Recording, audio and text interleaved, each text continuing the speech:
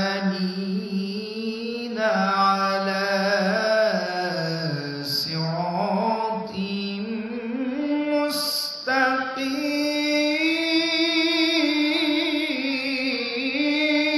مستقيم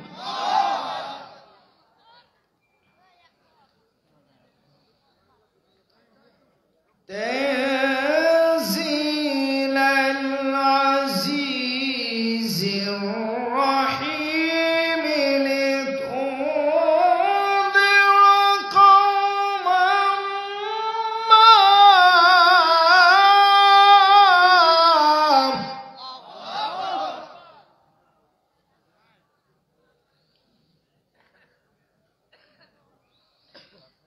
لتنذر قوما ما أنذر آباؤهم فهم غافلون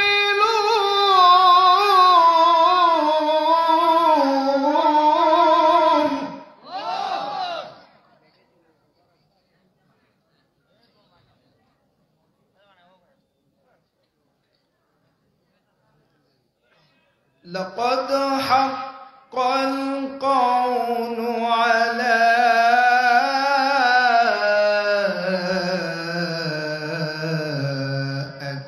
أكثرهم فهم لا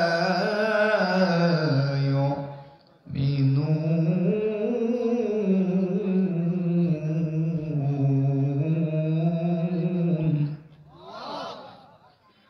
صدق الله العظيم وصدق رسوله النبي الكريم ونحن على ذلك من الشاهدين والشاكرين الحمد لله رب العالمين إن الله وملائكته يصلون على النبي يا أيها الذين آمنوا صلوا عليه وسلموا تسليما صلى الله على محمد صلى الله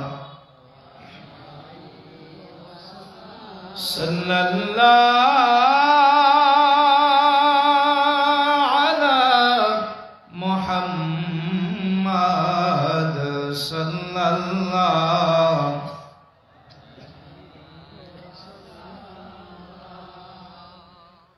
جهانو حیات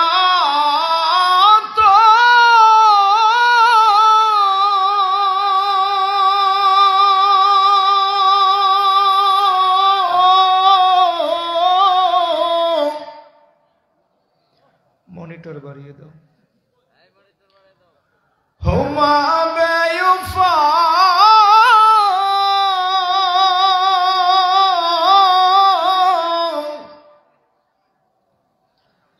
طلبكم فنایا کیا آخر فنا صلی اللہ reverb দিয়ে দাও daily একটু দাও আলা মুহাম্মদ সাল্লাল্লাহু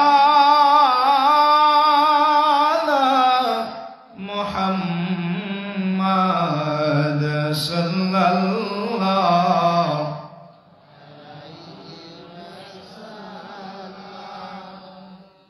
এমন দেশে যাবি রে মন মনরা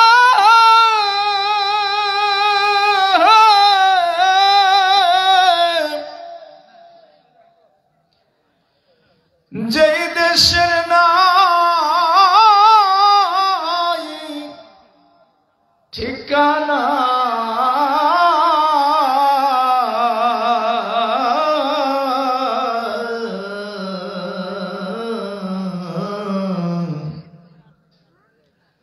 এমন ঘরে থাকবি রে মন, যে ঘরে নাই বিছানা। সাল্লাল্লাহু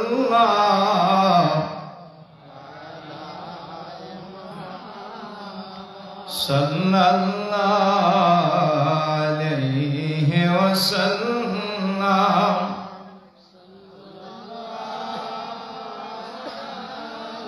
দিলে দিব আরেকটু দহিক হোক।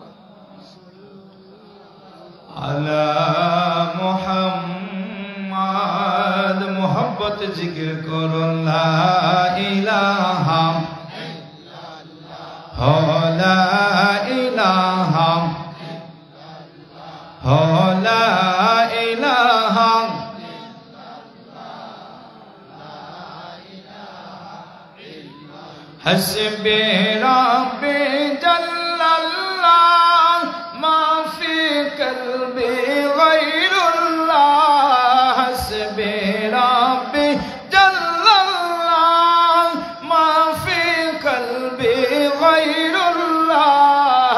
নূর মুহাম্মদ সাল্লাল্লাহ, নূর মুহাম্মদ সাল্লাল্লাহ, লা ইলাহা ইল্লাল্লাহ, লা ইলাহা ইল্লাল্লাহ, লা ইলাহা ইল্লাল্লাহ, লা ইলাহা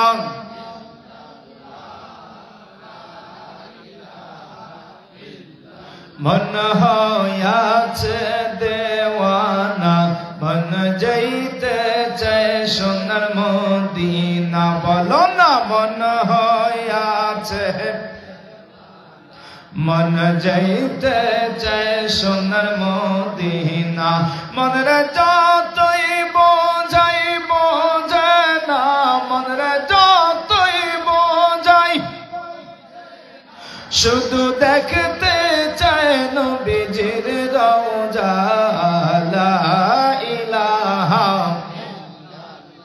ইল্লাল্লাহ, লা ইলাহা ইল্লাল্লাহ, লা ইলাহা ইল্লাল্লাহ। আমি কেমনে যাব মদিনা, মদিনার রাস্তা চিনি না। আমি কেমনে যাব মদিনা, মদিনার রাস্তা চিনি না। কোন পথে হব রওয়ানা, কোন পথে হব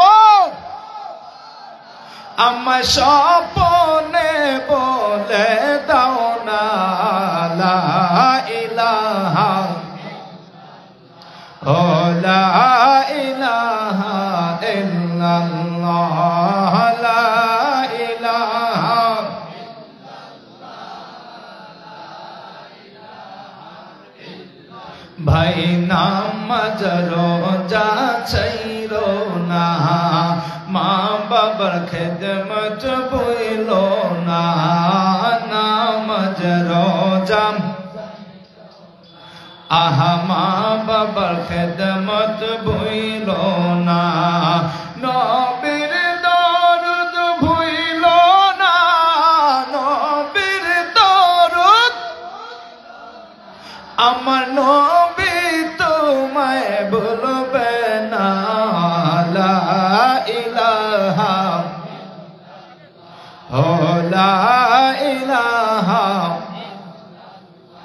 ইল্লাল্লাহ, লা ইলাহা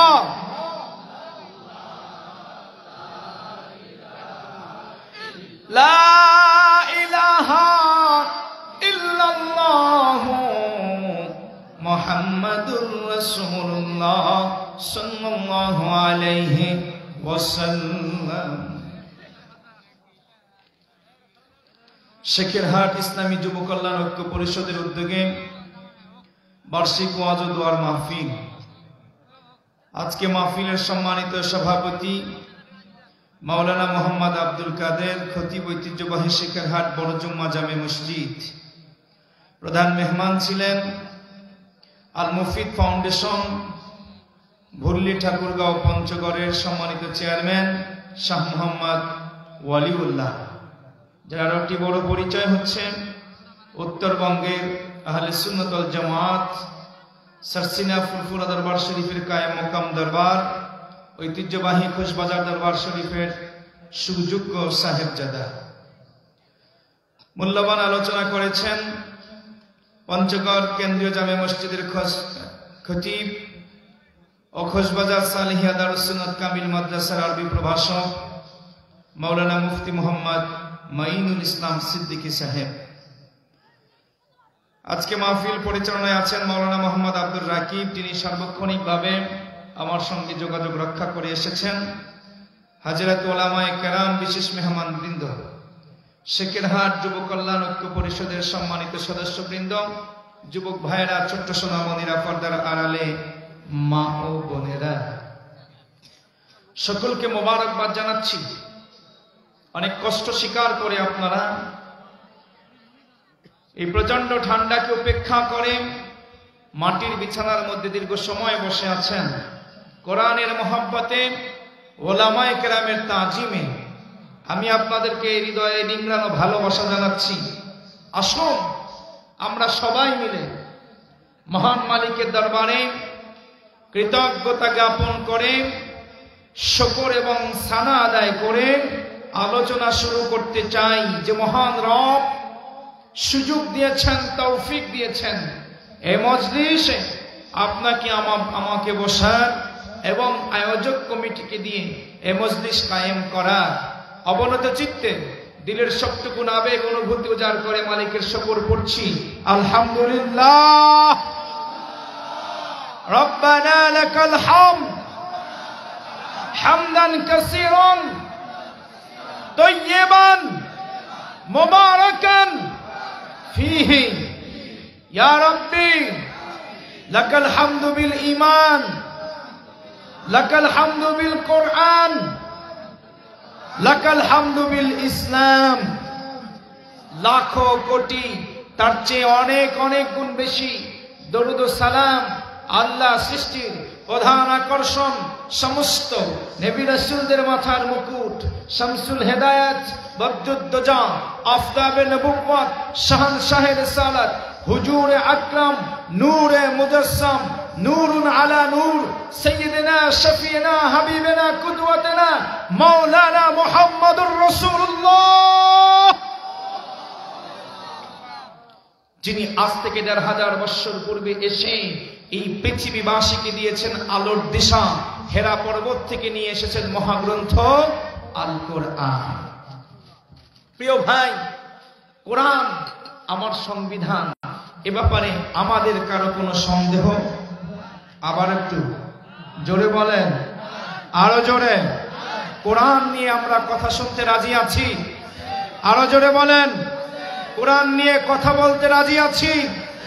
আরো জোরে বলেন, কোরআনের পক্ষে কাজ করতে রাজি আছি? এমনকি কোরআনকে অবহেলিত মাদ্রাসার, মসজিদের মেম্বারের ডান পাশে, বাম পাশে, আলমারির মধ্যে পড়ে থাকতে না দিয়ে এই কোরআনকে যদি সংসদ ভবনে পাঠাবার ডাক আসে, কোন কোন যুবক গর্জে ওঠে কোরআনকে নিয়ে সংসদে যেতে রাজি আছো? হাত তুলে আল্লাহকে দেখাও। আল্লাহু আকবার। আমার ভাইরা, আমরা কোরআনের পক্ষে, কোরআনের পিছনে সর্বতভাবে কাজ করতে ঐক্যবদ্ধ জাতি, ঠিক কিনা বলেন? কোরআনের পিছনে কেন কাজ করব? কারণ কোরআনে পৃথিবীতে এসেছে পৃথিবীবাসীকে হেদায়েত দেওয়ার জন্য, ঠিক কিনা বলেন? এই পৃথিবীতে তন্ত্র মন্ত্রের অভাব নাই, কিন্তু এই পৃথিবীতে শান্তির সও নাই, ঠিক কিনা বলেন? এই পৃথিবীতে মানবতা নাই, কিন্তু মানবাধিকার কমিশনের কথা হয় না, অভাব মানবাধিকার কর্মীর অভাব নাই, কিন্তু দেশে মানবতা নাই। ফিলিস্তিনে ৪৫,০০০ নিরীহ মানুষকে হত্যা যারা করেছে তারাই পৃথিবীর সবচাইতে বড় মানবাধিকার কর্মী, ঠিক কিনা? তারাই মানবতার কথা বলে, তারাই হাসপাতালে হামলা করে, স্কুলে শিশুদের উপরে হামলা করে, জাতিসংঘ কর্তৃক প্রতিষ্ঠিত মানবাধিকার কমিশনের আশ্রয় কেন্দ্রের উপরে হামলা করে। কেউ তাদেরকে জিজ্ঞাসা করার মতো ক্ষমতা আজকে পৃথিবীতে হয় না, ঠিক কিনা? কারণ ৫৭টি মুসলিম দেশ জাতিসংঘ স্বীকৃতি নিয়ে আছে, কিন্তু জাতিসংঘে একটি শক্তিশালী প্ল্যাটফর্ম তারা তৈরি করতে পারে না। ইরানের উপরে ইসরায়েল থেকে হামলা হয়, ইরান প্রত্যুত্তরে হামলা করে ইসরায়েলের উপরে, জর্দান সে হামলা ফিরিয়ে দেয়। এরা মুসলিম রাষ্ট্র। মিশর এত এত কথা বলে, কিন্তু ইসরায়েলের সাথে ব্যবসায়িক বাণিজ্যিক সমস্ত চুক্তি তারা তলে তলে বহাল রাখে। বেশ কিছু সশস্ত্র বাহিনী ইসরায়েলের উপরে হামলা করে।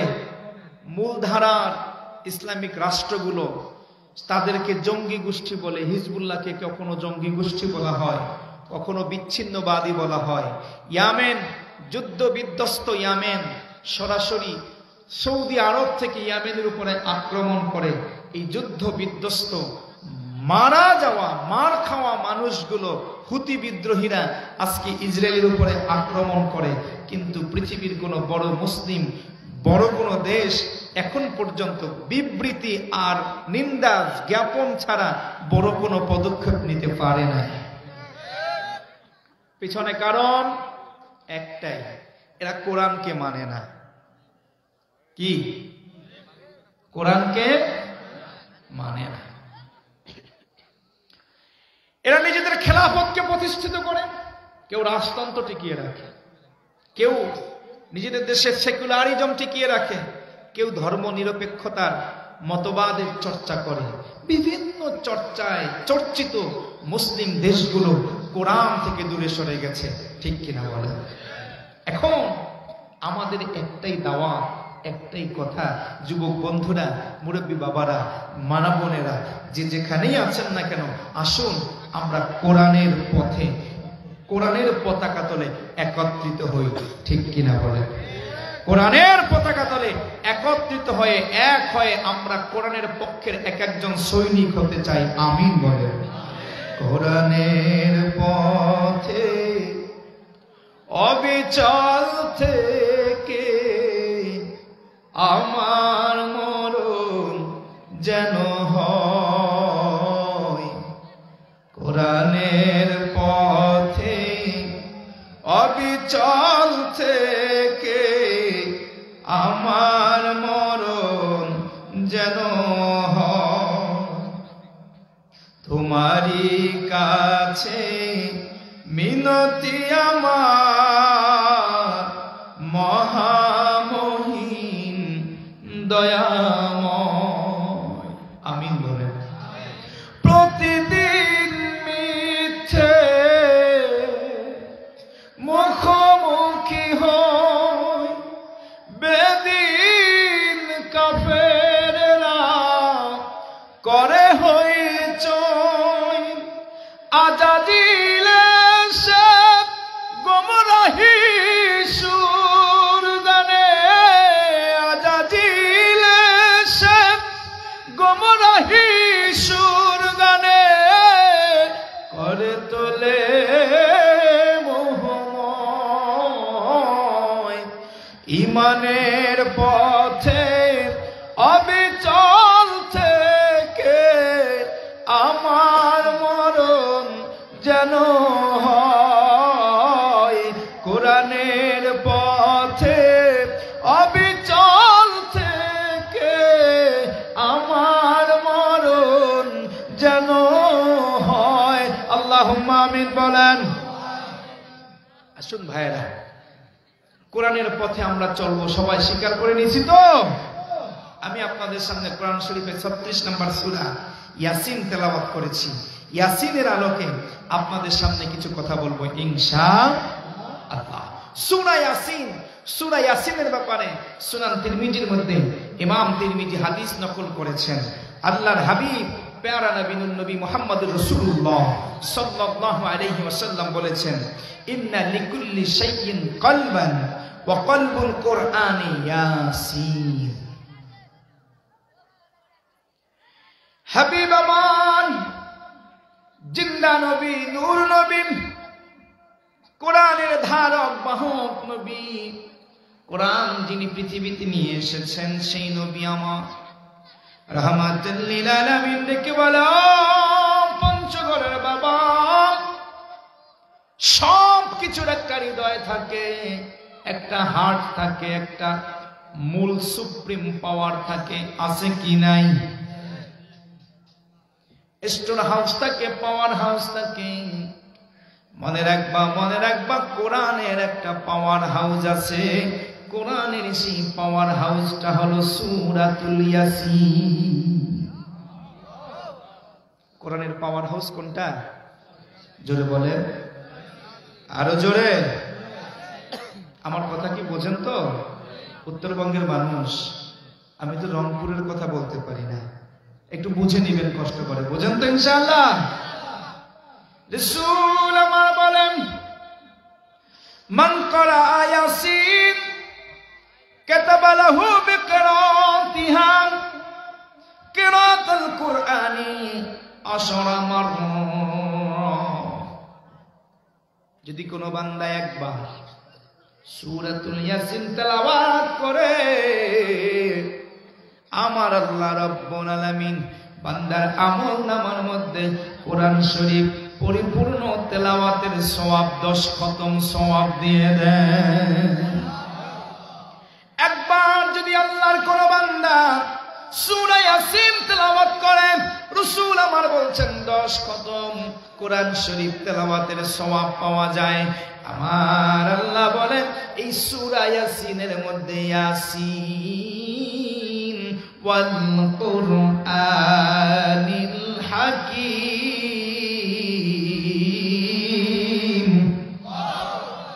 ইয়াসিন হরফে মুকাত্তাত, নাম জানা যায় না, অর্থ জানা যায় না, কিন্তু কেউ কেউ বলেছেন ইয়াসিন আল্লাহর নাম।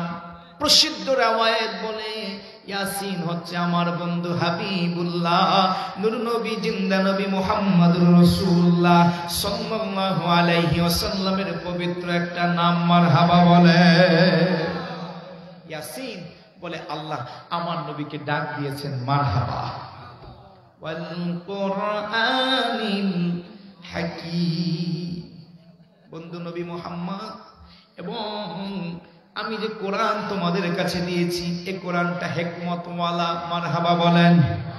কোরআন কি? হিকমতওয়ালা, বিজ্ঞানওয়ালা। কোরআনের রসায় রসায়, লাইলে লাইলে, পড়তে পড়তে, শব্দে শব্দে, বাক্যে বাক্যে আমার আল্লাহ গভীর পাণ্ডিত্য, গভীর জ্ঞান সবকিছু রেখে দিয়েছেন। মারহাবা বলেন।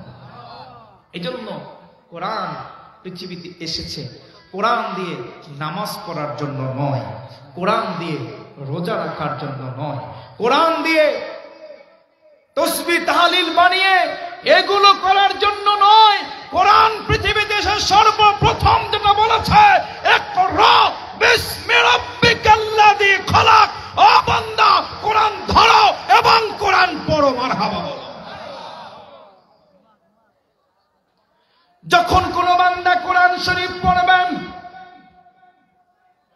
তখন আমার রাসূল বলে আফদালুল ইবাদাত তিলাওয়াতুল কোরআন। তুমি যখন কোরআন তেলাওয়াত করবে, এই কোরআন তেলাওয়াত দুনিয়ার সমস্ত নফল ইবাদত গুলোর মধ্যে সর্বোত্তম ইবাদত হয়ে যাবে।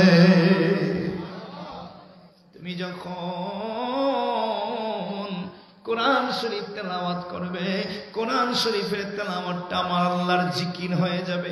যতক্ষণ বান্দা এক কোরআন শরীফ পড়তে থাকবে, প্রতিটা হরফের বিনিময়ে মান করা কোরআন হরফম মিনাল কিতাব, যে ব্যক্তি একটা কোরআনের আয়াত পড়বে, একটা কোরআনের হরফ পড়বে, রাসূল আমার বলে প্রতি হরফের বিনিময়ে আমার আল্লাহ তার বান্দার আমল নামায় 10টা করে নেকি লিখে দিবে। কোরআন পড়লে লাভ না লস? জোরে বলেন লাভ। ওই কোরআন বলছে ইন্নাকা লামিনাল মুরসালিন।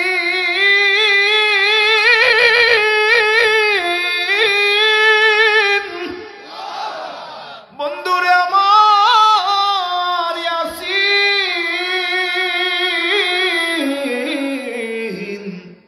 ইয়াসিন যেন কার নাম? নবীর নাম। একটু আগে বলছি দেখছেন, 2 লাইন আগে যে ওয়াজ করছি 2 লাইন পরে আর মনে নাই। ইয়াসিন কার নাম? জোরে বলেন। নবীর নাম ইয়াসিন। আমার নবীকে ডেকে বলছে আমার আল্লাহ ইন্নাকা লামিনাল মুরসালিন। বন্ধুরে তুমি হাবিব, তুমি ইয়াসিন, তুমি তহা, তুমি মুজাম্মিল, তুমি মুদ্দাসির, তুমি নবী, তুমি শাহিদ, তুমি কাসিম, তুমি নাজির, তুমি নূর, তুমি মুনির, এগুলো সব আমার আল্লাহ কোরআন শরীফে আমার নবীকে উল্লেখ করে বলেছেন। মারহাবা বলেন। এবার আমার আল্লাহ ডেকে বলে বন্ধুরে আমি আল্লাহ তোমাকে মুরসালিন বানাইয়া দুনিয়ায় পাঠাইছি। তুমি রাসূল, তুমি আমার বার্তাবাহক, তুমি আমার পক্ষ থেকে মেসেঞ্জার, তুমি আমার পক্ষ থেকে আমার বান্দাদের কাছে আমার দূত। আমার খবরগুলো, আমার কথাগুলো, আমার পরিচয়, আমার কথাবার্তা সব কিছু তেলাওয়াত কইরা কইরা বান্দারে শোনাও। তুমি যা বলবা আমার বান্দারে ডেকে বইল ওটাই আমার কথা। মা ইয়ানতিকু আনিল হাওয়া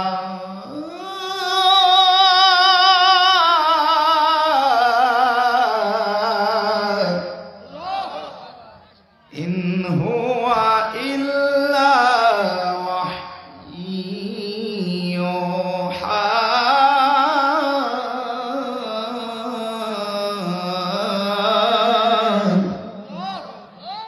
কথাগুলো কার? সুর দিয়ে দিয়ে, টান দিয়ে দিয়ে, চমৎকার ছন্দ বিন্যাসের মিলনের মাধ্যমে যে কথাগুলো বের হয় বক্তার কণ্ঠ থেকে, ওয়াইজের কণ্ঠ থেকে, কারীর কণ্ঠ থেকে, দুনিয়ার কোনো ব্যক্তির সাধ্য নাই এমন করে একটা লাইন ছন্দ মিলিয়ে, কথা মিলিয়ে, সুর মিলিয়ে, তাল মিলিয়ে, লয় মিলিয়ে লিখে দিতে পারে নাই। 1400 বছর ধরে এই চ্যালেঞ্জ চলেই আছে, কিন্তু এই কোরআনের মতো করে একটা লাইন বা কিছু অংশ আজ পর্যন্ত কেউ তৈরি করতে পারে না। ঠিক কিনা? এটা কি করেছেন? আরো জোরে বলেন, কে করেছেন? এই জন্য তেলাওয়াত করতে বড় মজা লাগে, ঠিক না? এটা বাবা বেসটা কমাই দাও তো, আমি সাউন্ডে মজা পাচ্ছি না। বেসটা একটু কমিয়ে দেখি তো কেমন লাগে।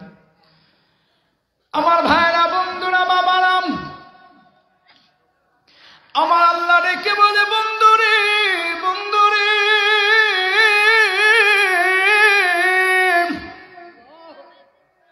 তোমাকে আমি মুরসালিন করে পাঠিয়েছি। বান্দার সামনে যা যা বলবে সবগুলো আমার কথা। আমার কথা ছাড়া তোমার জবান দিয়া কোনো কথা বের হয় না। পঞ্চগড়ের বাবা, স্বীকৃতিটা আমি দেই নাই, কোন পীর সাহেব দেয় নাই, কোন বক্তা সাহেব দেয় নাই, কোন মুসান্নিফ দেয় নাই, কোন মুফাসসির দেয় নাই। স্বীকৃতিটা দিয়েছেন যিনি, তিনি আমার আল্লাহ। আল্লাহ বলে মায়ামতিকুক, বলে না, বলে না, বলে না। আমার নবী কোনো কথা বলে না, সব যা বলে নবীর গোটা জীবনে প্রতিটা কথাই আমার আল্লাহর কথা। মারহাবা। তাহলে ভাব আল্লাহর, ভাষা আল্লাহর, জবানটা হলো আমার নবীর। মারহাবা বলো।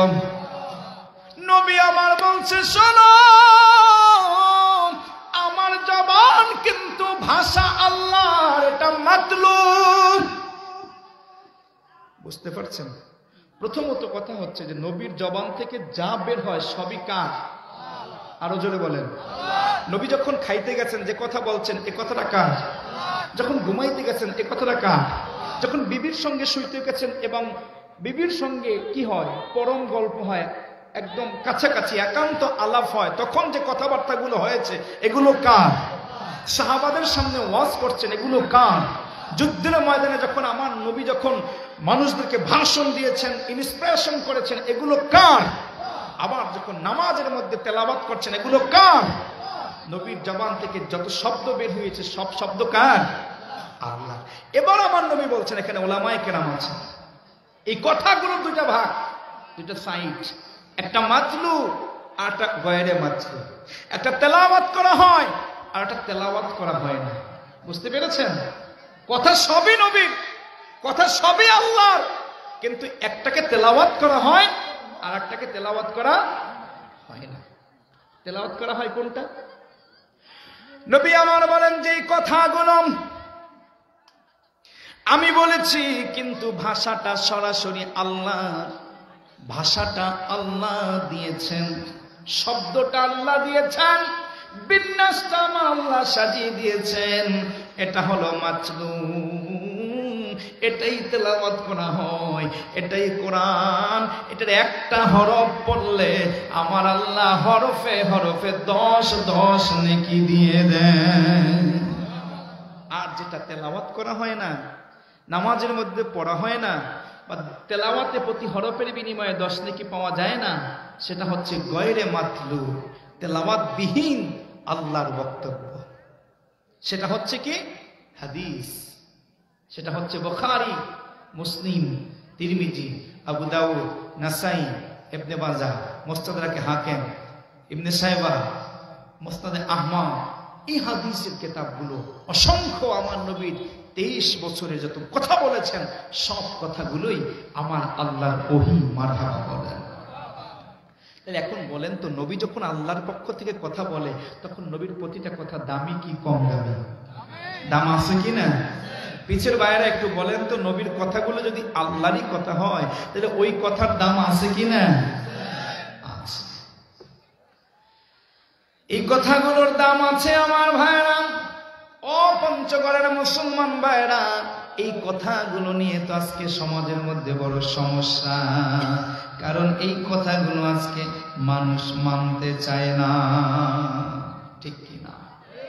কথাগুলো আজকে মানুষ মানতে চায় না, কারণ আমার আল্লাহ বলে, বন্ধুরে আমি তোমারে সব কথাগুলো দিয়েছি, তুমি যা বলবা সব কথাগুলো আমার পক্ষ থেকে বলবা, কিন্তু আমার আল্লাহ বলে ওয়াসাওয়াউন আলাইহিম আআনযারতাহুম আম লাম তুনযিরহুম লা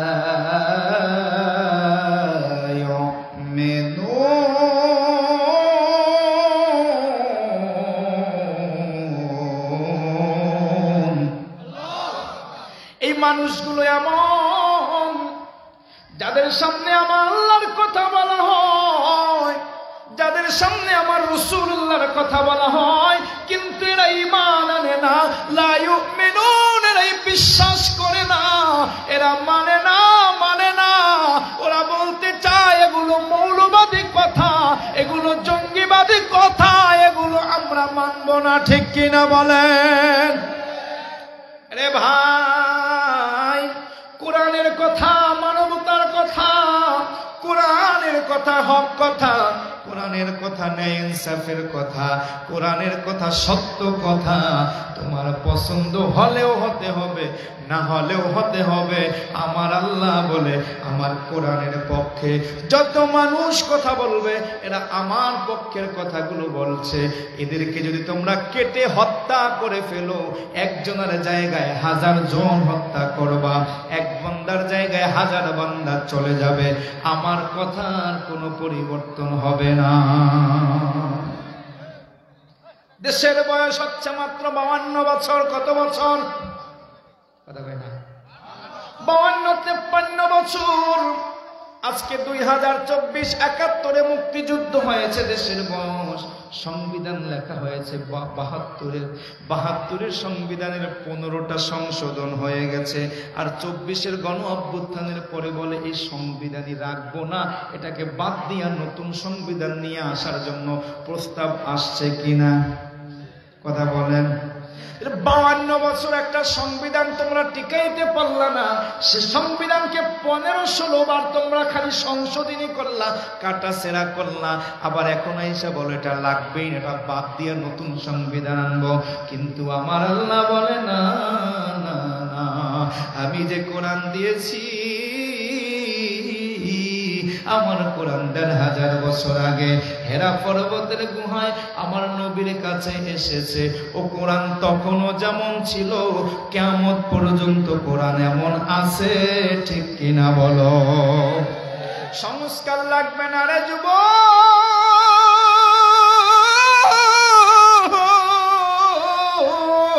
তোর জীবন পরিবর্তনের জন্য কোন সংশোধনী লাগবে না, তোর জীবন পরিবর্তনের জন্য লাগবে শুধু কোরআনের অনুসরণ, অনুকরণ। আমার আল্লাহ বলে জানোনি, যালিকাল কিতাবু লা রাইবা ফীহি হুদাল লিল মুত্তাকিন।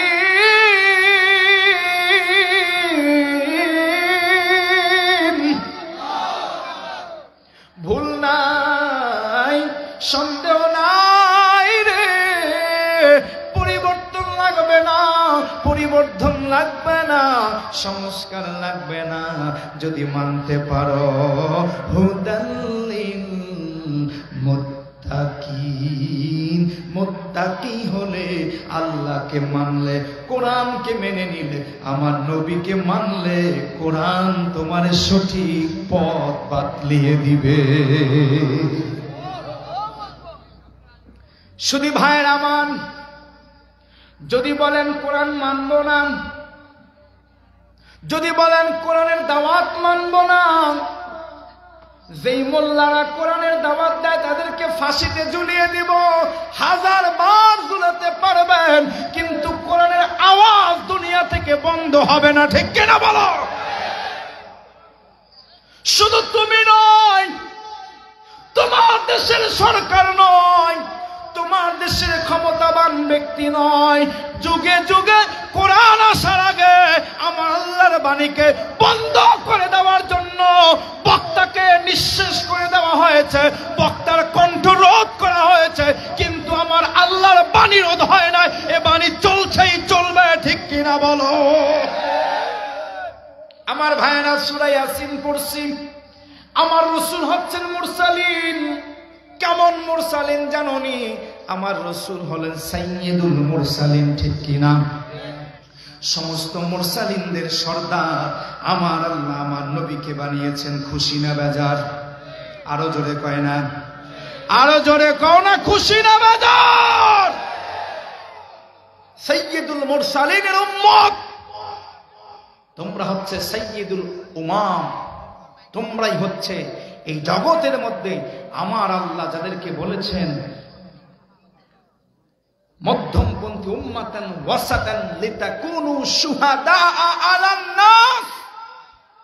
তোমাদের ব্যাপারে আল্লাহর বক্তব্য হচ্ছে তোমরা হচ্ছে মধ্যমপন্থী নিরপেক্ষ উম্মত, এবং তোমাদেরকে আমার আল্লাহ কিয়ামতের ময়দানে সমস্ত নবী এবং তাদের উম্মতদের সাক্ষী হিসাবে তৈরি করবেন, দাঁড় করাবেন। মারহাবা। তোমাদের জবানের ভাষা দিয়ে নূহ আলাইহিস সালাম তার নবুয়তের প্রমাণ করবেন। ইদ্রিস আলাইহিস সালাম নবুয়তের প্রমাণ করবেন। সমস্ত পয়গম্বরেরা দায়িত্ব পালন করছে কি করে নাই? উম্মতে মুহাম্মাদি যদি বলে হ্যাঁ করছে তাহলে সেটা প্রমাণিত হবে, যদি বলে না করে নাই সেটাও প্রমাণিত হবে। তাহলে আমাদের দাম আছে কি নাই? আরো জোরে বলে আছে কি নাই? এই সাইয়্যিদুল মুরসালিনের উম্মত আমরা। আমার আল্লাহ বলছেন وَاضْرِبْ لَهُم مَّثَلًا أَصْحَابَ الْقَرْيَةِ إِذْ جَاءَهَا الْمُرْسَلُونَ। আমি একটা গ্রামের কাছে কিছু রাসূলকে পাঠিয়েছিলাম, মুরসালিন পাঠিয়েছিলাম ওই গ্রামবাসীদেরকে দাওয়াত দেওয়ার জন্য। মারহাবা বলেন। রাসূলদের কাজ কি? মানুষদেরকে দাওয়াত দেওয়া। তারা কয়জন আল্লাহ তাদের পরিচয় একটু দিয়ে দেন, জানতে চাই কিনা? এ ভাই, কোরআন থেকে বলছি। ওটা আপনাদের কি খারাপ লাগতেছে? ওঠাউঠি করতেছেন কেন? প্রথমেই তো বলছি যে ওয়াজ শেষের সময় আমাকে বসিয়ে দিয়েছেন, ঘন্টাখানেক তো কথা বলা দরকার। যদি এভাবে যদি আপনারা দুই চারজন ওঠাউঠি করেন তাহলে তো পরিবেশটা নষ্ট। আমি কি একটা গান গাবো? হ্যাঁ, ও তোমরা গান শুনবা? আরে পাগলা, এটা কবা না। আরে সাগর পাড়ার মানু মোরা মগবাড়ি বরিশাল। মানুষ চেন না মিয়া? বরিশাল মাল 80 টাকা দাম। আরে কুম্মে পাইবেন মগ মত, কুম্মে পাইবেন মগ মত, এত নদী এত খাল মগবাড়ি বরিশাল। সাগর পাড়ের মানু মোরা মগবাড়ি বরিশাল। আরে শূন্য যা, কুম্মে পাইবেন ভোলার মতো মহিষা দুধের দই। তিতা আর টক, কিন্তু তারপরেও মজা। আটগড় কুড়ি আনার গইয়া, সাতনার বিলের কই। গইয়া বোঝেননিও? এটা কি কয়?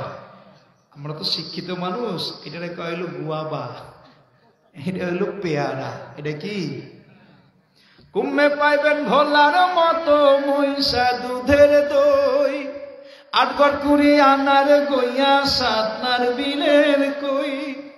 বরিশালের বিএম কলেজ, চাকারসের বাংলা কলেজ। বরিশালের বিএম কলেজ, চাকারসের বাংলা কলেজ। হেইডা মগ মাথার মনি, হেইডা মগ মাথার মনি।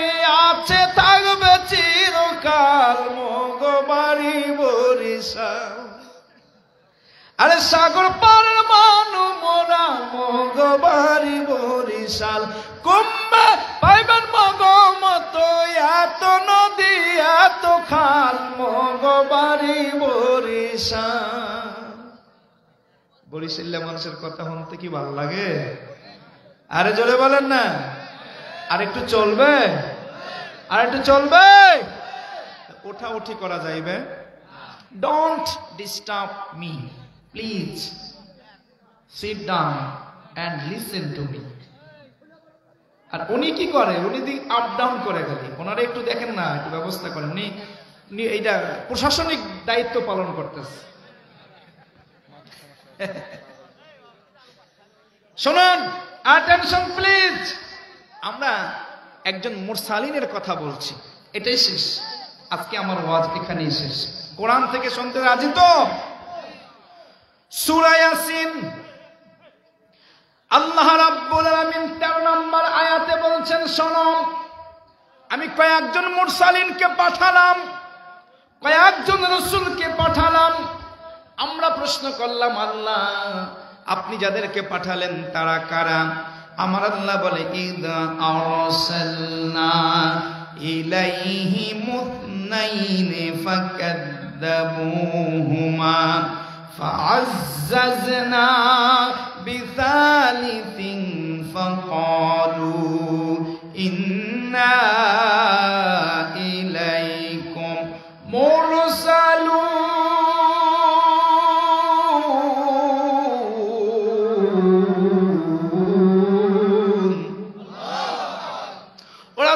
প্রথমে দুইজন, কয়জন?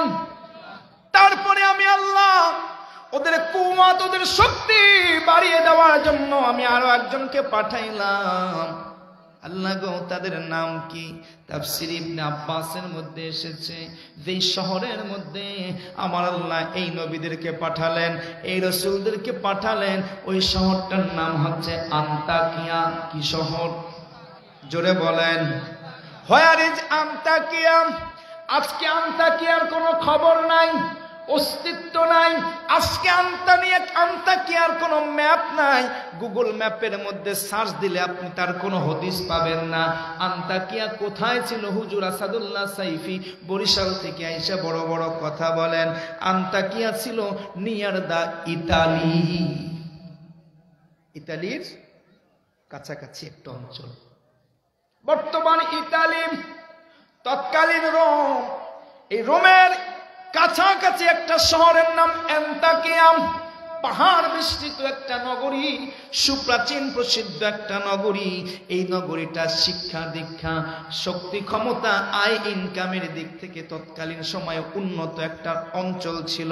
আমার আল্লাহ রাব্বুল আলামিন ওই জাতিকে দাওয়াত দেওয়ার জন্য আল্লাহ নবীদেরকে পাঠাইলেন। নবীরা তোমরা যাও। নবীদের নাম হচ্ছে, একজনের নাম সাদিক আর একজনের নাম হচ্ছে সুদুক।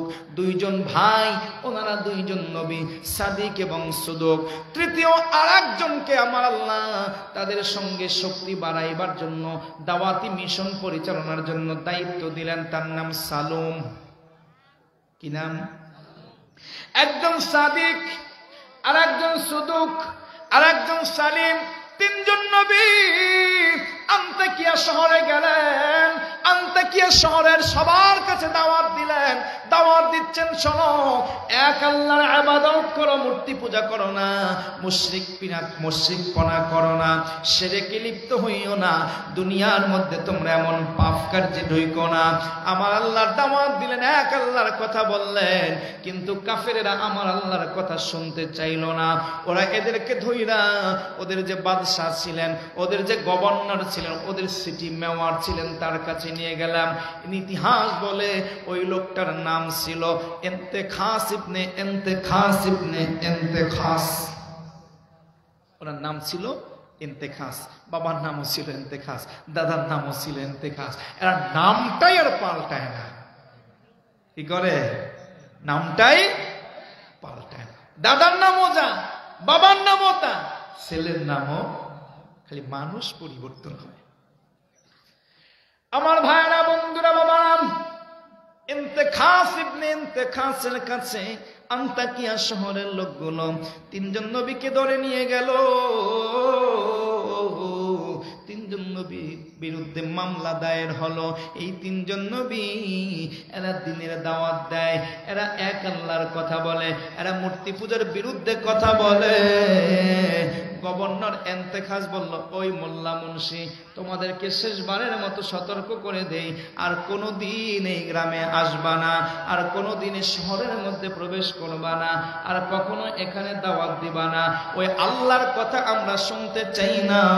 আমরা দেবদেবীর পূজা করব, আমরা ধর্ম নিরপেক্ষ থাকব, প্রতিদিন হাজার হাজার মূর্তির সামনে আমরা নত হব, ওম শান্তি বলবো, এক আল্লাহ মানব না। নবীদেরকে বিতাড়িত করে দিলেন। নবীরা মনের কষ্টে রাজদরবার থেকে বের হয়ে গেলেন। নবীরা কোথায় যাইবে? শহরের প্রান্ত সীমায় একটা বাড়ি। কেউ বলে তিনি একজন সুতার, কেউ বলে একজন কাঠ মিস্ত্রি, কেউ বলে তিনি একজন ধোপা। লোকটা ছিল কুষ্ঠরোগে আক্রান্ত, লোকটার সারা শরীরটা ছিল ক্ষতবিক্ষত। নবীর আয়েশা গরিব মানুষটার কাছে যাইয়া দাঁড়ায়, ও সুতার ভাই, ও কাঠমিস্ত্রি ভাই, ও ধোপা ভাই, আমরা তোমার কাছে এসেছি এক আল্লাহর দাওয়াত নিয়া। শহরের জ্ঞানী গুণী শিক্ষিত মানুষেরা আমাদের কথা মানলো না, তুমি এবার মানবানি। সুতার বেচারা বলে, ভাই রে আমি গরিব মানুষ, কাঠ কেটে খাই, কাঠ মিস্ত্রির কাজ করি, সমাজের গণ্যমান্যরা আমারে গণে না, দাওয়াত দেয় না, আমারে তাদের সঙ্গে এক টেবিলে বসাইয়া জীবনে কোনোদিন খাওয়া দেয় না। গণ্যমান্য মানুষেরা যখন তোমাদেরকে মানে না, শিক্ষিত মানুষেরা যেহেতু তোমাদেরকে মানে না, আমি গরিব মানুষ, অশিক্ষিত মানুষ, মূর্খ মানুষটা তোমাদের কেমনে মানি? ঠিক কিনা? শিক্ষিত মানুষেরাই মানলো না, আমি কেমনে মানি? এবার তিনজন নবী ডেকে বলে, সুতার ভাই, কারো কে মানলো কে মানলো না এটা চিন্তা কইরো না, কারণ তোমার কবরে তুমি একা যাইবা, অন্য কেউ যাবে না। আরে বাবা, কবর বড় একা জায়গা, ছেলের কবরে মা যায় না, মায়ের কবরে বাবা ছেলে যায় না, স্বামীর কবরে বিবি যায় না। ও পঞ্চগড়ের ভাই, ও আমার যুবক ভাই, মুরব্বী বাবা, একটু বসো, অধৈর্য হইও না, কষ্ট পাইও না, শীতের কষ্টটা একটু কিছু সময়ের জন্য ভুলে যাও রে। আমার আল্লাহর কোরআনের কথাগুলো একটু শুনে যাও।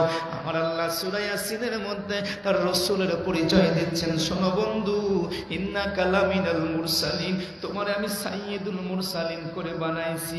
কোন সাইয়্যিদুল মুরসালিন রে মানবা?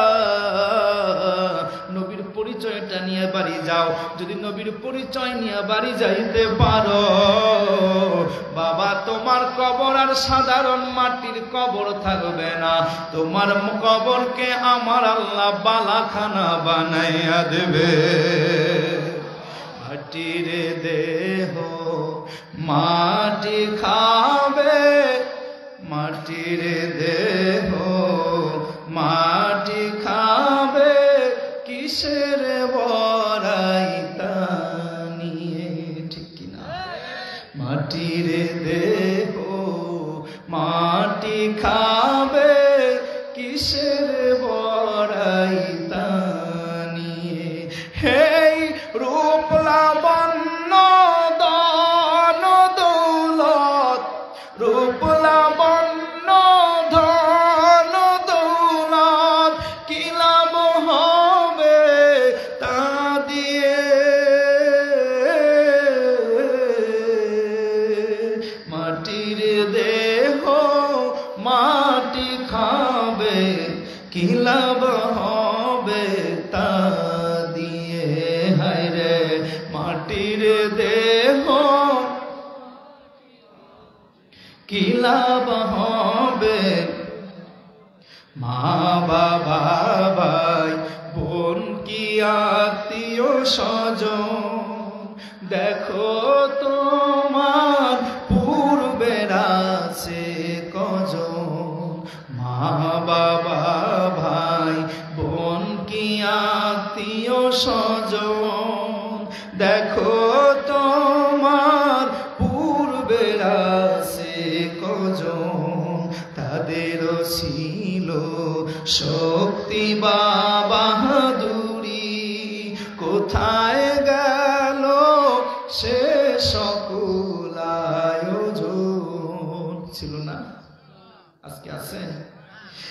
এমনি করে যাবে চলে, এমনি করে যাবে চলে, রবে না কেহ ডানে বায়ে।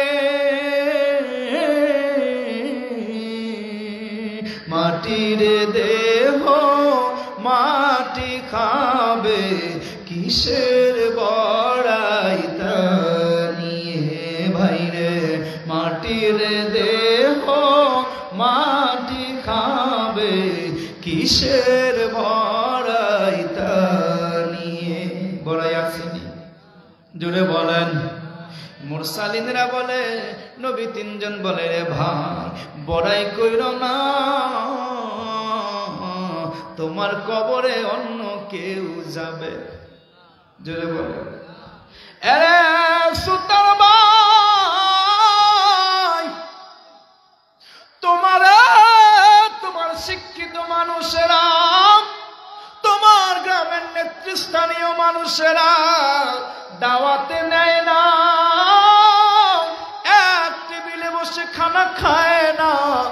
তোমার সঙ্গে তারা মিলে না, মিশে না।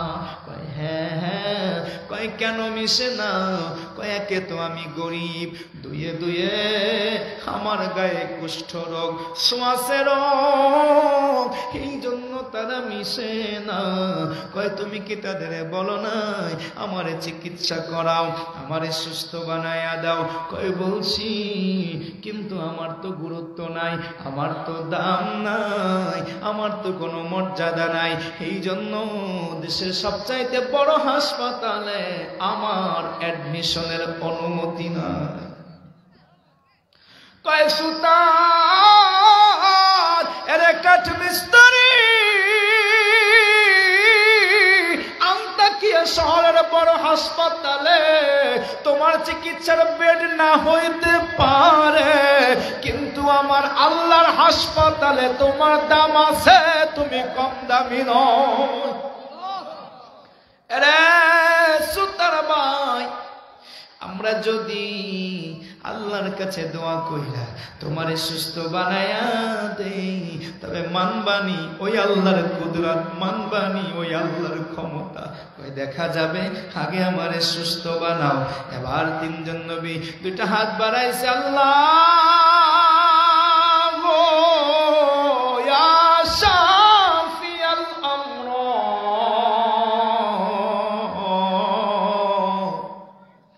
ও শাফি তোমার বান্দারে তুমি সুফা দিয়ে দাও। বলেন তো ওলি আল্লাহরা দোয়া করলে আমার আল্লাহ কবুল করে কি করে না? আরে ভাই এই কি নামাজের আছে কি না? এরে ভাই, তারা ইবাদত কইরা দায়িত্ব পালন কইরা হালাল ভাবে থাইকা হারাম থেকে পরহেজ থাইকা এমন একটা সম্পর্ক আমার মাওলার সঙ্গে জুড়েছে, ওই সম্পর্কটার মাধ্যমে আমার আল্লাহর কাছে যা চায় সঙ্গে সঙ্গে আল্লাহ তা দিয়া দেয়। নবীরা যেই না মাত্র দোয়া করলো গো, আমার পঞ্চগড়ের বাইরা সুতার লোকটা তাকাইয়া দেখে শরীরে কোনো ক্ষত নাই, সুস্থ হইয়া গেছে। এবার লোকটার চোখ থেকে পানি পড়া যায়, ডেকে বলে বাইরে আমি কত চেষ্টা করছি সুস্থ হওয়ার জন্য, কেউ আমারে সেবা করে নাই, কেউ চিকিৎসা করে নাই, তোমরা যখন করছো গো কেমনে করলা? কয় বাইরে আমাদের কোনো ক্ষমতা নাই, যিনি শেফা দিয়েছেন তিনি কে? আরো জোরে ওলি আল্লাহ দরবারে যায় বরকত লাভের জন্য। বরকত ওলি আল্লাহ দেয় না, মাজার জিয়ারত করি বরকতের জন্য, মনোবাসনা পূর্ণ হওয়ার জন্য। রে মুসলমান, মাজারওয়ালা কিছু দেয় না, যিনি দেয় তিনি কে?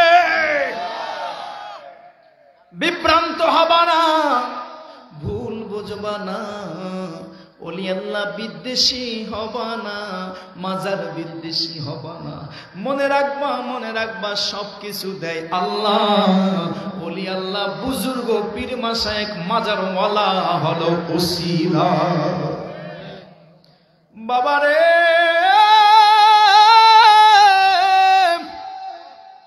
নবী তিনজন ডেকে বলে, সুতার ভাই আমাদের প্রশংসা করার কিছু না, যদি প্রশংসা করতে চাও তবে কালমা শরীফটা জবানে পইরা না। নবী আমার কি বলে জাননি সাহারা মরুভূমির মধ্যে শত শত কিলো চতুর্দিকে মরুভূমি, গন্তব্য নাই, এমন জায়গার মধ্যে কোনো পথিক যদি একটা উটের উপরে বাহনের উপরে চৈরা 1-1.5 মাসের পানি এবং খাবার উটের পিঠের মধ্যে ঝুলাইয়া সফর করে, মরুভূমির মধ্যে ক্লান্ত দেহ নিয়া উটটারে দাঁড় করাইয়া যদি ওই উটের ছায়ার মধ্যে পথিক ঘুমাইলো, ঘুমটা ভাঙ্গা কইরা গেছে গো। এমন সময় উইঠা দেখে তার উটটা আর জায়গার মধ্যে নাই।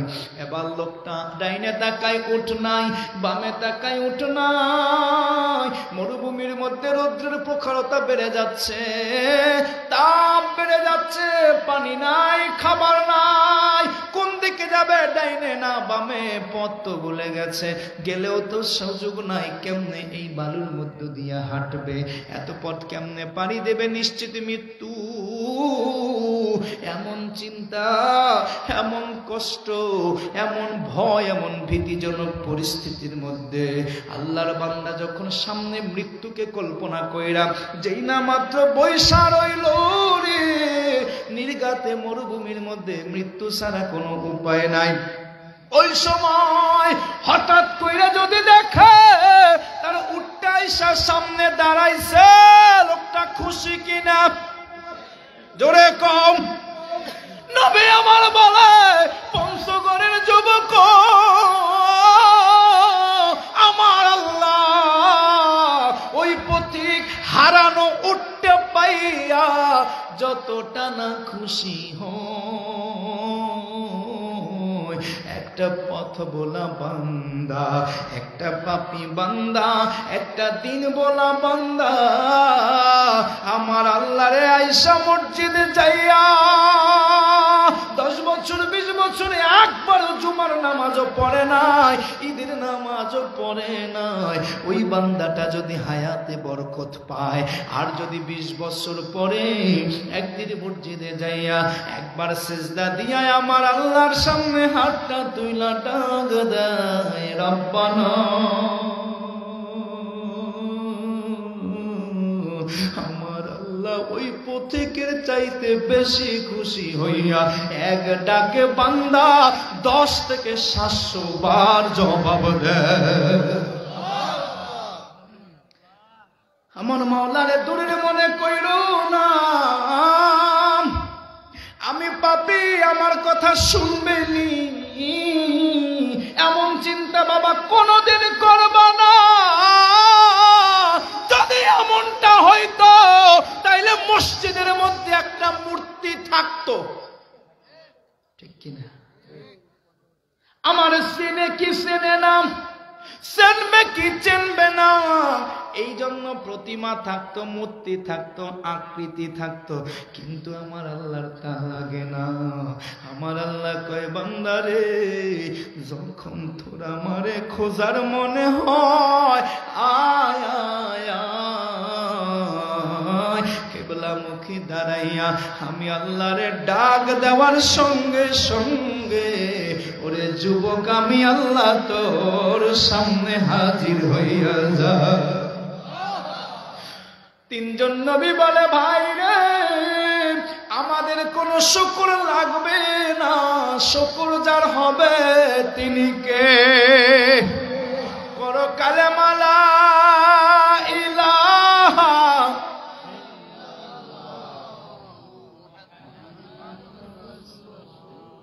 কালেমা শরীফ পড়ে গেল, লোকটা মুসলমান হয়ে গেল। তাফসীর ইবনে আব্বাসের মধ্যে, সিরাত ইবনে ইসহাকের মধ্যে এই লোকটার নাম বলা হয় হাবিবে নাজ্জার। কি নাম? জোরে বলেন। সূরা ইয়াসিনের তাফসীর শুনছেন আমার ভাইরা? নবীরা বলল, ভাই রে, তুমি তো দিন মানলা, আল্লাহর উপরে ভরসা রাইখা চইল, আমরা বিদায় নিলাম, আমাদের দাওয়াতি কাজ, একজন ক্ষমতাধর বাদশা বলছে দাওয়াত দিবা না, কিন্তু বলেন তো দিনের যারা মুবাল্লিগ হয়, দিনের যারা কথা বলে, এক আল্লাহর কথা যারা বলে, তারা কোন ক্ষমতার রক্ত চক্ষু, গরম চক্ষুকে ভয় পাইয়া দিনের দাওয়াত দেওয়া থেকে পিছপা হয়? জোরে বলেন। নবীরা আবার দাওয়াতে নামছে, গভর্নরের কাছে বিচার চলে গেছে, ইন্তেখাস ইবনে ইন্তেখাস এদের বন্দী করছে গো, বন্দী কইরা এবার ফাঁসিতে ঝুলাইবে। ওরে বৃদ্ধ বৃদ্ধ দরবেশেরা, ও নবীরা, তোমাদেরকে নিষেধ করছিলাম এই গ্রামের মধ্যে বিরক্ত করবা না, এই গ্রামে দাওয়াত দিবা না। আবার যখন মূর্তি পূজার বিরুদ্ধে জায়গা নিলা গো, এবার এদের ফাঁসি হবে, যেমন তেমন ফাঁসি না। পঞ্চগড় জেলা স্টেডিয়ামের মধ্যে সমস্ত গ্রামবাসী, নগরবাসী, মহল্লাবাসী, শহরবাসীর দাওয়াত দাও, সবার সামনে 3 জনারে ফাঁসি দেওয়া হবে। গভর্নরের কথার বিরুদ্ধে যাইয়া যারা নিজের মত প্রকাশ করবে তাদের শাস্তি ফাঁসি। গভর্নর অ্যারেস্ট করে নিল, ফাঁসির দিন ধার্য করা হইল আগামী শনিবার সকাল 10টার সময় ফাঁসি দেওয়া হবে। এলাকার মধ্যে ঢোল পিটাইয়া দেওয়া হলো, খবর ছড়াইয়া গেল গো, লোকেরা আসছে ফাঁসি দেখার জন্য। বাদশার অবাধ্য হইলে শাস্তি ফাঁসি, এইটা দেখার জন্য সবাই আয়েশা হাজির। সবাই যখন দাঁড়াইছে সেই সময়ে দূর থেকে ফাঁসির মঞ্চের মধ্যে যাইয়া একটা লোক সহজের ওই গ্রাম থেকে দৌড়াইতে দৌড়াইতে দৌড়াইতে দৌড়াইতে সব মানুষের ভিড় ঠেলা মঞ্চের উপরে দাঁড়াইয়া সবার সামনে ডাক দিয়া বক্তব্য দেয়। আমার আল্লাহ কয়, ওয়াজা আমিন أقصى المدينة رجل يسعى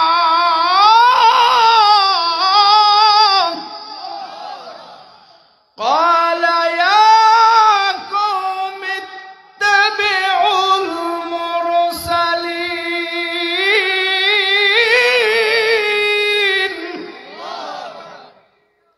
লোকটা ভিড় ঠেলা ডুইকা ডাক দেয়, ও আমার কওমের লোকেরা রে, ও জাতির লোকেরা, কাদের ফাঁসি দাও, আরে কাদের মৃত্যুদণ্ড দাও রে, এদের কি চেনুনি, এরা আল্লাহর রাসূল। ভুল ভাঙ্গ ভুল ভাঙ্গ, ইত্তাবিউল মুরসালিন, এই নবীদের অনুসরণ করো, খবরদার খবরদার এদের সঙ্গে বেয়াদবি কইরো না। চতুর্পার্শ্বে হাজার হাজার লক্ষ লক্ষ মানুষ, আর এই লক্ষ মানুষের সামনে প্রতিবাদের জন্য দাঁড়াইয়া গেছে কয়জন? আরো জোরে বলেন। এখানে সৈন্য সামন্ত আছে কি নাই? তীর বর্ষা তলোয়ার আছে কি নাই? লোকেরা যে মারবে এই ভয় আছে কি নাই? কেমন ইমানদার! যুবকদেরকে প্রথমে বলছিলাম কোরআনের পক্ষে থাকতে রাজি কে, নবীর পক্ষে থাকতে রাজি কে? সবাই হাত জাগাইছিল রে। নবীর পক্ষে থাকলে, কোরআনের পক্ষে থাকলে লাল গালিচার পথ পাওয়া যায় না। কোরআনের পক্ষে থাকলে বাবা ফাঁসির রশি গলায় ঝুলতে পারে। এবার আরেকবার দেখতে চাই ফাঁসির রশি আসলেও আমার নবীর গোলামি, আমার কোরআনের গোলামি, আল্লাহর গোলামি করতে রাজি আছো? কোন কোন ভাই দুইটা হাত তুলে দেখাও। নারায়ে তাকবীর, নারায়ে রিসালাত, দিন ইসলাম, দিন ইসলাম, আল কোরআনের আলোক, আল হাদিসের আলোক। হাত নামাও আমার ভাইরা, আমরা সবাই রাজি? রাজি? একদম শেষ পয়েন্টে এসে দাঁড়াইছি, 1টা বেজে গেছে।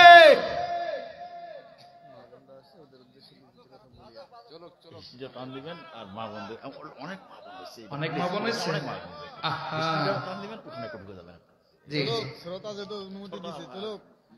মা বোনদের অবদান আছে কি নাই? জোরে বলো। আছে আছে আছে কেমন অবদান, মুরসালিনের কথা চলছে, সাইয়্যিদুল মুরসালিন আমার নবী, ঠিক কিনা বলো? সাইয়্যিদুল মুরসালিন আমার নবী। এ মা বোন একটু খেয়াল করো, যেহেতু আমার হুজুর পাশের থেকে আমারে বলছে মা বোন অনেক আছে, আমি এই পয়েন্টে মাত্র 2 মিনিটের মধ্যে তাফসীরটা এসে শেষ করে দেব। পরিণতিটা একটু আবার মা বোনদের মধ্যে ঢুইকা যায়।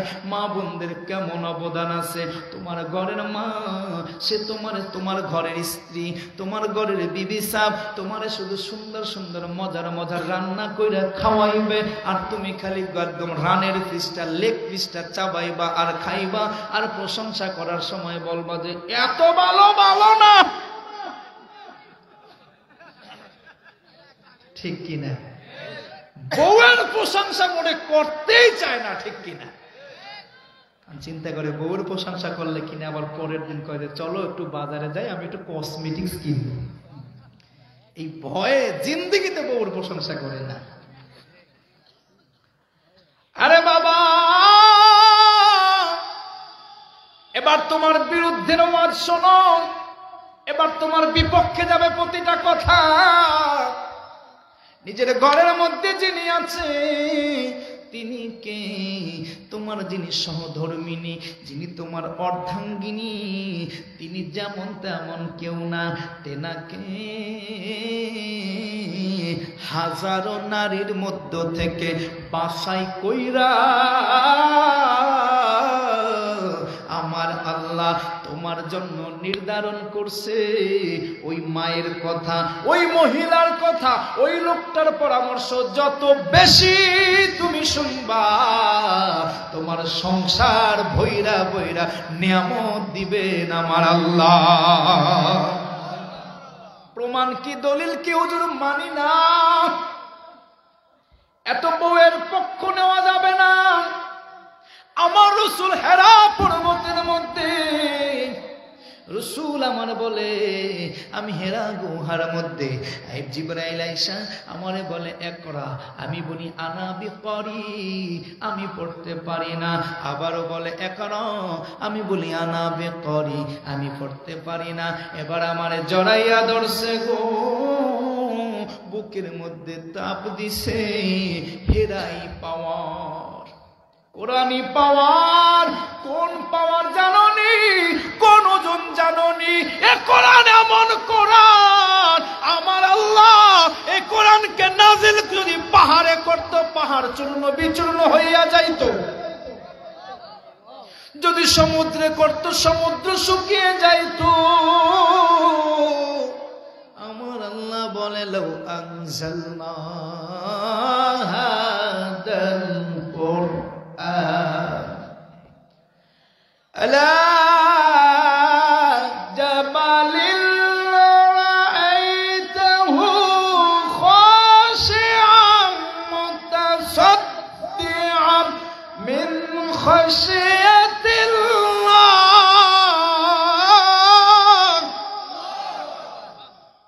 এত ওজন, এত ভারী।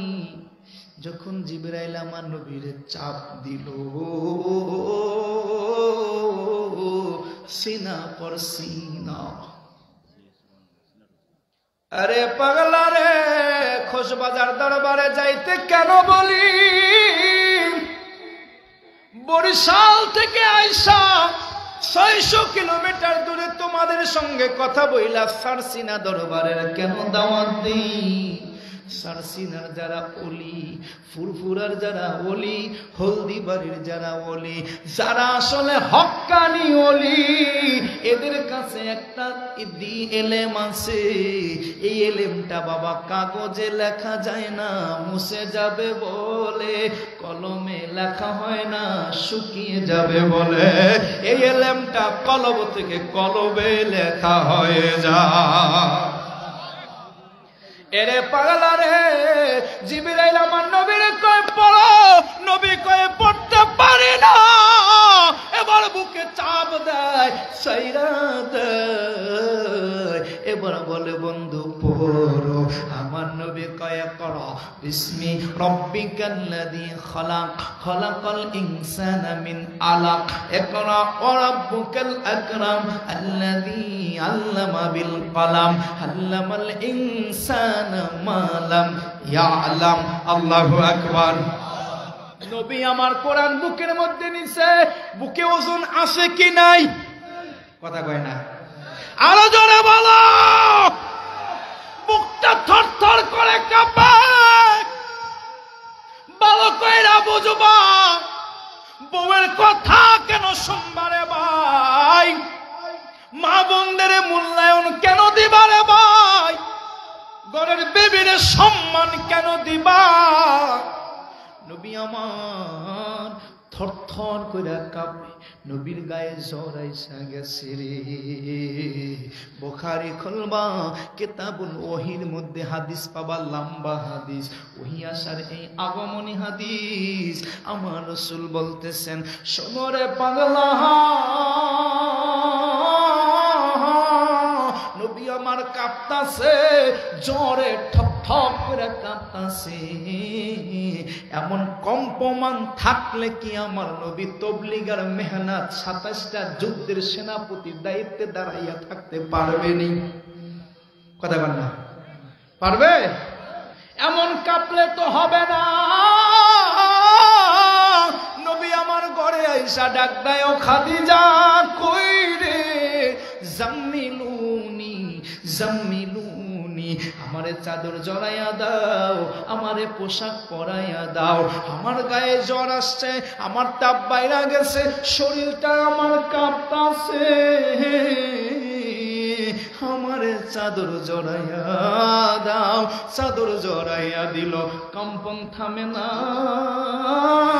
কম্বল দিয়া দিল, কম্পন তোমার থামে না। লেপ দিয়া দিল, যত মোটা কাপড় যা কিছু ছিল গো আমার নবীর সব দিয়া দিছে, কিন্তু কম্পন তো থামে না। কারণ এ কম্পন তো দুনিয়ার কোন জ্বরের কম্পন না, এ কম্পন তো আমার আল্লাহর কোরআনের পাওয়ারের কম্পন, ঠিক কিনা? এরে বাবা গো, নবী আমার বলে, জাননি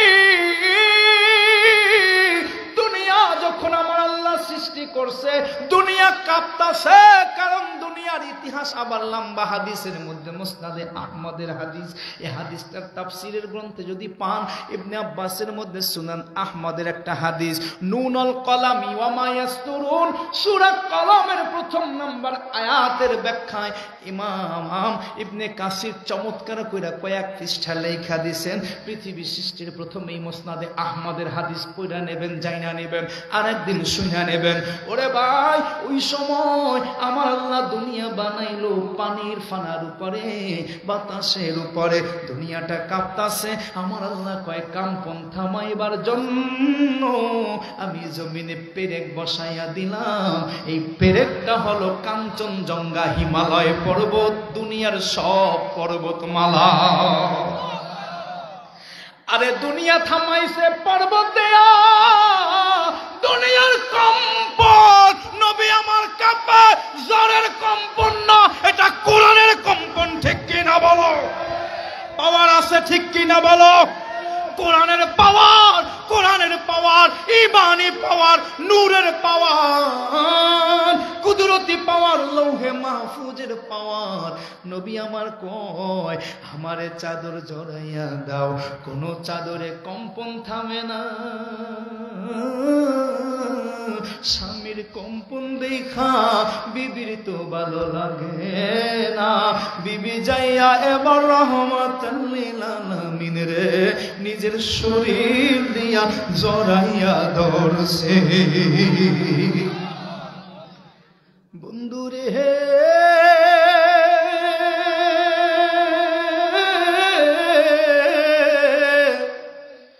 ঘরের বিবির দাম আছে, অর্ধাঙ্গিনীর দাম আছে, সহধর্মিনীর দাম আছে, এই জন্য বাংলা সাহিত্যে ওনাকে বলে সহধর্মিনী। যেইরা মাত্র জড়াইয়া ধরছে আমার নবীর শরীরের কম্পন অটোমেটিক থাইমা গেছে। ইতিহাস বলে, কিতাবুল ওহীর ওই হাদিস বলে, নবী আমার বলে আমার খাদিজা ওই সময় আমারে কেমনে থামাইছে জানোনি? খাদিজার জবান থেকে এক একটা হিমালয় পর্বতের মতো উঁচু এবং শক্ত পেরেক বের হইছে। মারহাবা বলো। এক নাম্বার খাদিজার পেরেক ছিল, ও নবী আপনি তো আমানতের খেয়ানত করেন না, সুতরাং আপনার কোনো ভয় নাই। দুই নাম্বার, আপনি তো আলামিন এলাকার মধ্যে প্রসিদ্ধ, আপনার কোনো ভয় নাই। আপনি তো অসহায়কে সহায় দেন, আশ্রয় দেন, এতিমের আশ্রয় দেন, আপনার কোনো ভয় নাই। আপনি তো এই মদিনায় বিধবাদের আশ্রয় দেন, আপনার কোনো ভয় নাই। হাদিস পড়া নিবা, এমন কয়েকটা দামি পেরেক যখন আম্মা জান খাদিজাতুল কুবরার জবান থেকে বের হয় গো বাবা, সঙ্গে সঙ্গে আমার নবীর শরীরটা কাঁপাকাঁপি বন্ধ। নবী আমার স্থির হয়ে ভিতরে সাহস পয়দা হয়ে গেছে। আমার আল্লাহরে জিগাও, আল্লাহ গো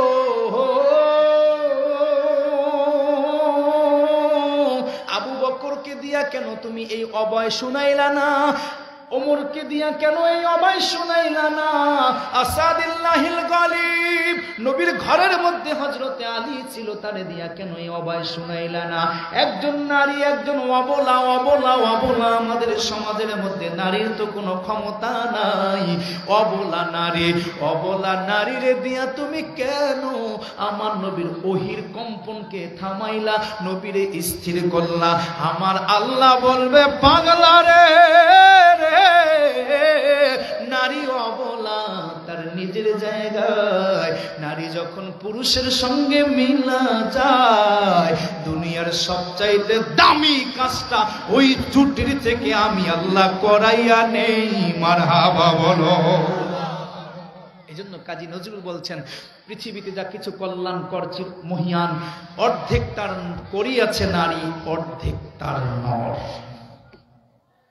বুঝতে পেরেছেন? নারীর যখন তার স্বামীর সঙ্গে প্রেমের ঝুটি, প্রেমের বন্ধনে কোনো সিদ্ধান্ত নেয়, তখন সেই সিদ্ধান্তের মধ্যে রহমত দেন কে? আরো জোরে বলেন। এজন্য পারিবারিক সব সিদ্ধান্ত বিবির সঙ্গে পরামর্শ করে এরপরে সুন্দরভাবে আঞ্জাম দিবেন, ব্যবস্থাপনা করবেন। আমার নবী বিবিদের সঙ্গে কিন্তু কাজের ভাগ করতেন, শেয়ার করতেন। নবীজির একজন বিবির ঘরে যখন যাইতেন, তখন তিনি যেই কাজটা করতেন, সাথে সাথে আমার নবী সেই কাজটা হাতে তুলে নিতেন এবং করতেন। এতে কি আমার নবীর ইজ্জতের কোনো জায়গা থেকে কমতি হয়েছে? ঘাটতি হয়েছে? ইতিহাসে হাদিসের মধ্যে আমরা আমার নবীর এই ইতিহাস পড়তেছি, হাদিস পড়তেছি যে আমার নবী আম্মাজানদের সঙ্গে কাজ করতেন, এতে নবীর মর্যাদার ক্ষুণ্ণ হয় নাই, নবীর হানি হয় নাই। অতএব আমরা আজকের কোন সম্মানওয়ালা, কোন ইজ্জতওয়ালা, কোন দামওয়ালা হয়েছি যে বিবির সঙ্গে কাজ করলে আমাদের ইজ্জত যায়? মনে রাখতে হবে, আমার সংসারে রহমত আসার দরজা বন্ধ করার জন্য ইবলিস শয়তান আমার বিবির থেকে আমাকে একটা দূরত্ব তৈরি করে দিচ্ছে। ঠিক কিনা বলেন? এই জন্য মুসলমান যিনি হবেন, সুন্নি যিনি হবেন, আশিকে রাসূল যিনি হবেন, তার সঙ্গে তার বিবির সম্পর্ক ভালো না মন্দ? ভালো না মন্দ? দুনিয়ার সবচেয়ে বড় প্রেম হবে বিবির সঙ্গে। ঠিক কিনা বলেন? যার বিবির সঙ্গে যত প্রেম ভালো, ওই লোকটা কত ভালো। রাসূল বলেছেন, তোমরা তোমাদের মধ্যে সর্বোত্তম মানুষ যদি দেখতে চাও, খেয়ারুকুম ওয়া খেয়ারুন নিসা, তোমাদের মধ্যে উত্তম হচ্ছেন তিনি যিনি তার বউয়ের কাছে উত্তম। এটা হাদিস। খেয়ারুকুম খেয়ারুন নিসা, যিনি উত্তম, দামি, বড় শিক্ষিত, মার্জিত, আমলওয়ালা, রুচিওয়ালা, বোধওয়ালা, এগুলো সব সার্টিফিকেট দেবে কেডা? বউ। বউ বউ যেমন সার্টিফিকেট দেবে, লোকটা তেমন। অতএব বউয়ের সঙ্গে ব্যবহার কেমন হবে আজ থেকে? ভালো না মন্দ? জোরে বলেন। ভালো হবে, ভালো করব, তাদেরকে সম্মান দিব, ইজ্জত দিব, আল্লাহ আমাদের সংসারে সুখ এবং শান্তি বাড়িয়ে দিবেন। আর এক্ষেত্রে বউয়েরাও স্বামীকে কখনো যদি গোলাম মনে করে, এটাও যদি আবার বউয়েরা যদি এই আজকে আসাদুল্লাহ সাইফির ওয়াজ শুনে মনে করে যে কাম সাচ্ছে, এটা তো আমাকে গোলাম বানাইয়ে দিয়ে গেছে, আমি কালকে থেকে ধর্মু আর গলার মধ্যে রশি পরাইয়া টানমু, তাহলে তুমি তোমার অবস্থান ওই রাজ রানী থেকে তুমি তোমার অবস্থান বানাইলে দাসী আর বান্দি। কারণ তোমার স্বামীকে যখন তুমি বাদশাহ বানাবা তুমি হবা রানী, স্বামী যখন রাজা তুমি হবে রানী। স্বামীকে যখনই গলার মধ্যে গোলামের জিনজির পরাইয়া গোলাম বানাইবা তুমি হবা গোলামের বউ, ঠিক কিনা? এই জন্য বউ স্বামীকে মর্যাদা দিবে, সম্মান দিবে, স্বামীকে রাজা বলে মান্য করবে। দুনিয়ার কেউ তার স্বামীকে রাজা না মানলেও একমাত্র নিজের রানী হওয়ার জন্য হলেও তার স্ত্রীর তার স্বামীকে রাজা বানানো দরকার, ঠিক কিনা বলেন? আসুন আমার ভাইয়েরা, আমরা শেষ পয়েন্টে যাচ্ছি। ওই মুজাহিদ হাবিবে নাজ্জারের কথা মনে আছে তো? উনি ঢুকলেন, ঢোকার পরে উনি বললেন, ইয়া কওম ইত্তাবিউল মুরসালিন, ও কওমের লোকেরা এ রাসূলদেরকে মানো, এরা তো সত্য কথা বলে, তোমরা এনাদেরকে কেন মানবে না? কারণ এনারা তো তোমাদের কাছে কোনো আজরা ওয়া হুম মুহতাদুন, কোনো কিছু চাচ্ছে না, প্রতিদান চাচ্ছে না, অতএব মেনে নাও। আমি দেখছি ইন্নী ইদাল লাফি দলালিম মুবিন, তোমাদেরকে ভ্রষ্টতার মধ্যে দেখছি, খারাপের মধ্যে দেখছি, ফিরে আসো এখান থেকে, এক আল্লাহর ইবাদত করো, আর মনে জেনে রাখো আমি হচ্ছি একজন মুমিন, একজন ইমানদার। সেই দিন তিনি যখন এই কথাগুলো বলছিলেন এবং সমস্ত জনপদের লোকদেরকে, শহরের লোকদেরকে যখন তিনি চ্যালেঞ্জ করে বলছিলেন তোমরা পথভ্রষ্ট, ওদের আত্মমর্যাদায় লেগেছে এবং ওরা পাথর মেরে ওই জায়গার মধ্যে হাবিবে নাজ্জারকে হত্যা করেছে। হাবিবে নাজ্জার ওখান থেকে শহীদ হয়ে গেছেন। শহীদ হওয়ার পরেও হাবিবে নাজ্জারের বক্তব্য থামে নাই। সূরা ইয়াসিনের এই জায়গাটা আপনারা পড়ে দেখবেন। আমার ভাইয়েরা, হাবিবে নাজ্জার বক্তব্য চালিয়ে যাচ্ছেন এবং তিনি তখন জান্নাতে ছিলেন। জান্নাত থেকে তিনি বলেন, আহারে আমার কওমের লোকেরা, ওমা লিয়া লা আবুদুল্লাযী ফাতারানি ওয়া ইলাইহি তুরজাউন, আমার কওমের লোকেরা যদি আমি এখন এই যে ওরা আমাকে মেরে ফেললো আর আমি এখন জান্নাতে চলে আসছি, এইটা যদি ওরা দেখতো তাহলে কতই না উত্তম হতো। আহ দুর্ভাগ্য আমার কওমের লোকেদের। প্রিয় ভাইয়েরা, আমরা রসুলকে মানব, আমার রসুল আমার প্রাণের চাইতেও প্রিয়, ঠিক কিনা? রসুলের মহব্বত, রসুলের ইজ্জত, রসুলের আজমত, রসুলের শান, রসুলের ভালোবাসা হৃদয় দিয়ে লালন করব। সব সময় নবীর প্রেমে এক ধাপ এগিয়ে থাকবো। রাজি আছি? আমরা আমার নবীকে সালাম দেব, ঠিক কিনা? মিলাদ শরীফ পড়বো, ঠিক কিনা? নবীজিকে নূর মানবো, ঠিক কিনা? নবীজির ইজ্জত আব্রুর উপরে যদি কোনো হুঙ্কা, কোনো আক্রমণ আসে, সবার আগে যেই বুক থেকে রক্ত ঝরে পড়বে সেটা আমার বুক, ঠিক কিনা বলেন? আসুন আমরা দাঁড়িয়ে নবীকে সালাম দেব। ইয়া নবী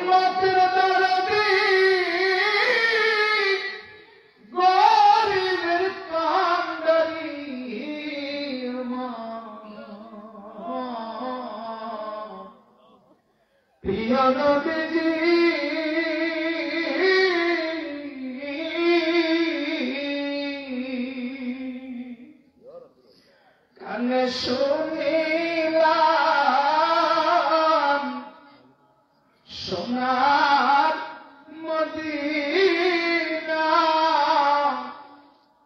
দেখিবার নসিব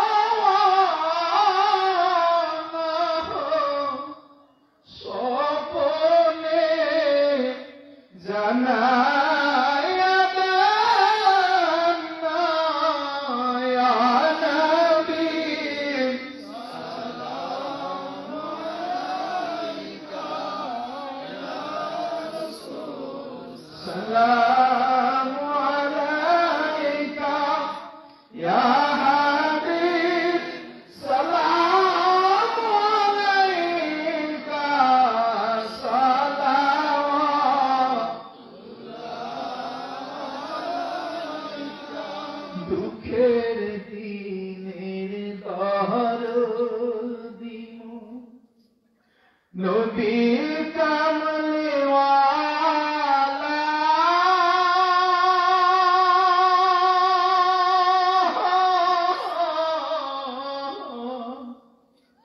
নবী কামলিওয়ালা আসবে জেনে আদার রাত জ্বলবে চেরাগ লালা নবী কামলিওয়ালা আমি বলতে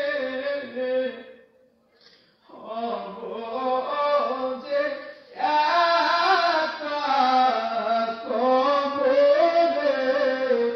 থাকি বয়াকা হাসরে উঠি বয়াকা পাইতে গো আপনার দেখায়া নবী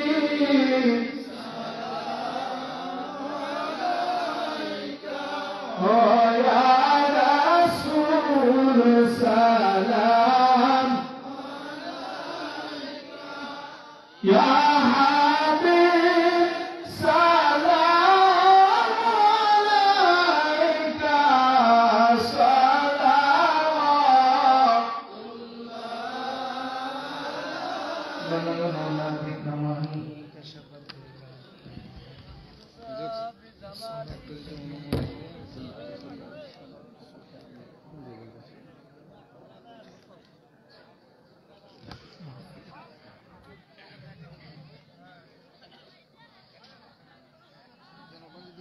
ভাইরা একটা মিস্টেক তো হয়ে গেছে।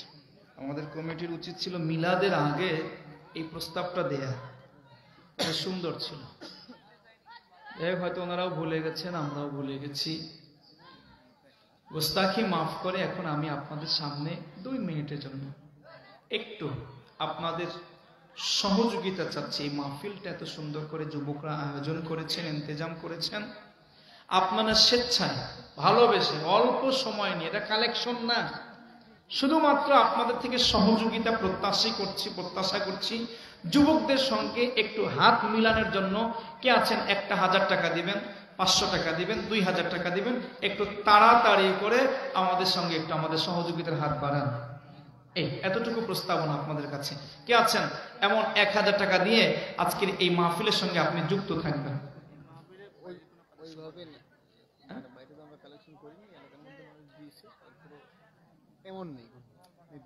নির্দিষ্ট না, এমনিতেই। আচ্ছা, তাহলে রুমাল দিয়ে ইয়া করো, উঠিয়ে যান।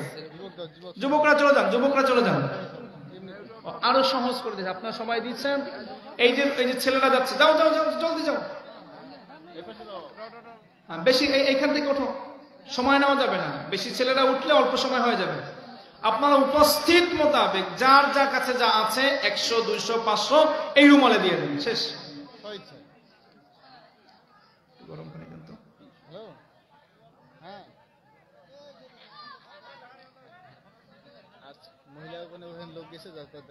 হ্যাঁ, মা বোনদের ওখানেও আমাদের যুবকরা গিয়েছে।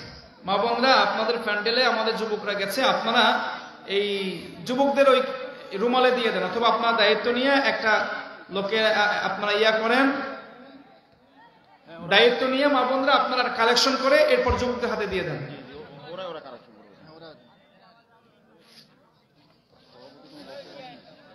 এই ফাঁকে দিয়ে দেন, সভাপতি সাহেব দিয়ে দেন।